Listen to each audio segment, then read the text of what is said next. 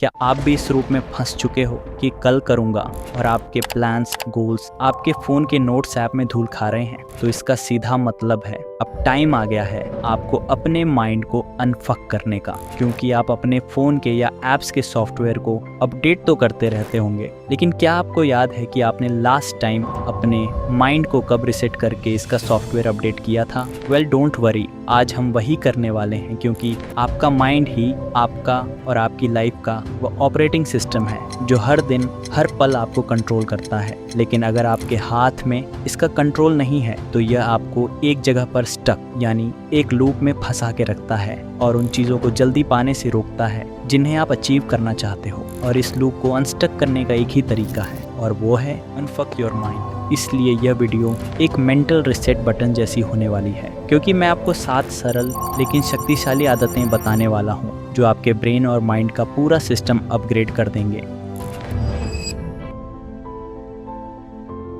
जिसमें से फर्स्ट है क्रिएट सेल्फ बिलीफ। देखो, दुनिया के सबसे जीनियस इंसान से भी पूछोगे ना तो वो यही कहेगा कि कुछ भी बदलने से पहले शुरुआत खुद को बदलने से करो, जिसके लिए आपके अंदर सबसे पहले सही सेल्फ बिलीफ होना चाहिए। क्योंकि अगर आप लाइफ में कुछ अचीव करना चाहते हो, किसी वर्दी पोजीशन पर पहुंचना चाहते हो या अपने माइंड को अनस्टॉपेबल बनाना चाहते हो, तो सबसे पहले आपको अपने अंदर एक अनब्रेकेबल सेल्फ बिलीफ लाना होगा। क्योंकि कोई भी सेल्फ बिलीफ के साथ जन्म नहीं लेता है, बल्कि आप इसे खुद से किए हुए सभी प्रॉमिसेस और कमिटमेंट्स को पूरा करके बिल्ड करते हो। देखो, आपके बिलीव्स वही थॉट्स होते हैं जिन्हें आप बार बार रिपीट करते रहते हो, जैसे मुझसे नहीं होगा, मेरी हाइट बहुत ही शॉर्ट है, मेरी कम्युनिकेशन अच्छी नहीं है, जिसकी वजह से आपका ब्रेन इन थॉट्स को सच की तरह एक्सेप्ट कर लेता है। ये बिलीव्स मोस्टली नेगेटिव ही होते हैं जो हमारे सोशल सर्कल और पास्ट एक्सपीरियंसेस की वजह से बनते हैं और हम उसी बिलीफ के अकॉर्डिंग अपनी ज़िंदगी जीते रहते हैं। दुनिया के अप्रूवल के पीछे मत भागो, बस अपने आप को हर चीज़ प्रूव करके दिखाओ। सेल्फ बिलीफ बिल्ड करने के लिए हम आपको एक प्रैक्टिकल मेथड बताते हैं, 30 for 30 मेथड। हर रोज 30 मिनट के लिए वो काम करो जो आप सीखना या इम्प्रूव करना चाहते हो। ये आपको लगातार 30 दिनों तक करना है। जैसे कोई बिजनेस आइडिया है तो रोज 30 मिनट उसके ऊपर काम करो। हेल्थ सुधारनी है, रोज 30 मिनट के लिए एक्सरसाइज करो। कोई पर्सनल ब्रांड बनाना है, डेली 30 मिनट तक उसका कंटेंट क्रिएट करो या रिसर्च करो। सो बेसिकली आप इस रूल को उन सभी चीज़ों में अप्लाई कर सकते हो जिन पे आप काम करना चाहते हो। लेकिन इस प्रोसेस में कंसिस्टेंसी सबसे ज़्यादा इम्पॉर्टेंट है। हर दिन लगातार ये काम करने से आपके न्यू बिलीफ्स डेवलप होने लगेंगे जो आपके नेगेटिव माइंडसेट को एक पॉजिटिव माइंडसेट में बदल देंगे। Consistency is greater than intensity. Self belief के बाद आता है प्रोटेक्ट योर एनर्जी। आपकी एनर्जी आपका सबसे बड़ा एसेट है जो आपको काम करने के लिए फ्यूल करती है।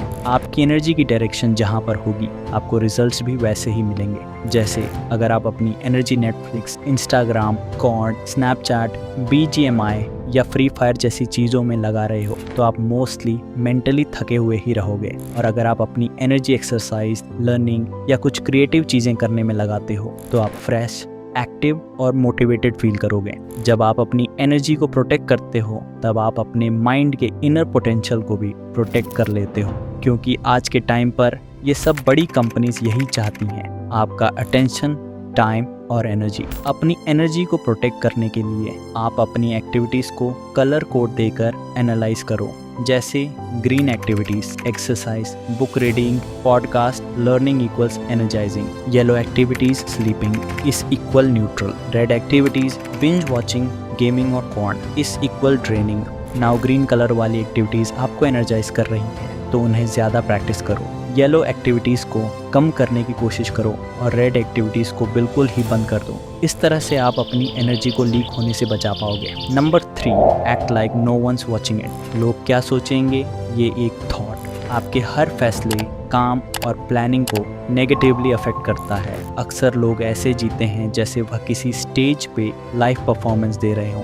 उनका हर मूव रिहर्स किया हुआ होता है, हर वर्ड फिल्टर करके बोलते हैं। उन्हें लगता है जैसे कोई स्पॉटलाइट उनके आसपास घूम रही है, उन्हें देख रही है, जज कर रही है और बस उनकी एक गलती का वेट कर रही है। इसे स्पॉटलाइट इफेक्ट कहते हैं। 10 सेकंड के लिए सोचो, आपको भी ऐसा ही लगता है ना? जबकि सच तो यह है कि सब अपनी लाइफ में इतने बिजी हैं कि वह दूसरों पर ध्यान तक नहीं देते हैं। कोई भी किसी की परवाह नहीं करता है। हम खुद ही ओवर एस्टिमेट कर लेते हैं कि लोग हमें कितना नोटिस करते हैं, पर रियलिटी यह है कि वो खुद के इश्यूज और प्रॉब्लम्स में इतने बिजी होते हैं कि आपके बारे में सोचने का उनके पास टाइम ही नहीं होता है। एक बात हमेशा याद रखो, आप अपनी स्टोरी के मेन कैरेक्टर हो, लेकिन दूसरों की लाइफ में आप सिर्फ एक ब्लर बैकग्राउंड वाले एक्स्ट्रा कैरेक्टर हो। तो आप कुछ बोल्ड बोलना चाहते हो, कुछ एडवेंचरस करना चाहते हो, रिस्क लेना चाहते हो, बिल्कुल करो, बिना किसी के बारे में सोचे।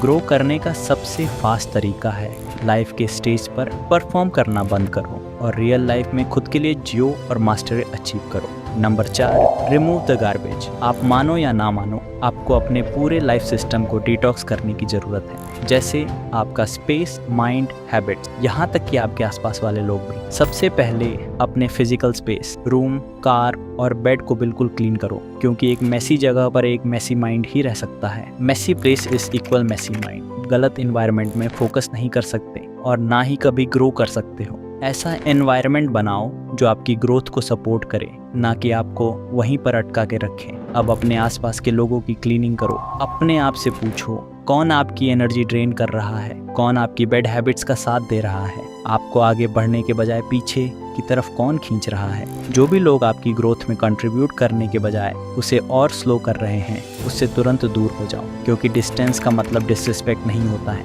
बल्कि ये सेल्फ प्रिजर्वेशन होता है। आप लर्न करो, दूर से ही चीज़ों को देखना सीखो, बिना कोई इमोशन के और फैक्ट्स के बेस पर। हमेशा खुद से पूछते रहो कि क्या चीज़ें मेरे लिए सही हैं और क्या नहीं, और जो सही नहीं है उसे गार्बेज की तरह कूड़ेदान में फेंक दो। क्योंकि माइंड डिटॉक्स का मतलब सिर्फ डिस्ट्रैक्शंस को रिमूव करना नहीं है, यह आपके माइंड में क्लैरिटी, एक्शन और ग्रोथ के लिए एक एग्जैक्ट जगह बनाने के बारे में है। नंबर 5, डिस्कम्फर्ट को रिफ्रेम करें। आपका ब्रेन पेन अवॉइड करने, कंफर्ट ढूंढने और अपनी एनर्जी बचाने के लिए पहले से ही प्रोग्राम्ड होता है। इसे यही पसंद है, इसलिए जैसे ही थोड़ा सा भी डिस्कम्फर्ट होता है तो ब्रेन का सबसे पहला रिएक्शन ही क्विट और गिव अप कर देना होता है। जबकि सच तो यह है कि डिस्कम्फर्ट आपका दुश्मन नहीं है, बल्कि यह तो आपके हर गोल का एंट्री पॉइंट होता है। आफ्टर ऑल, आपको कंफर्ट का असली एक्सपीरियंस तो डिस्कम्फर्ट के बाद ही महसूस होगा। ज़्यादातर लोग अपने इमोशंस से अनकंफर्टेबल हो जाते हैं। इमोशंस डेंजरस नहीं होते हैं,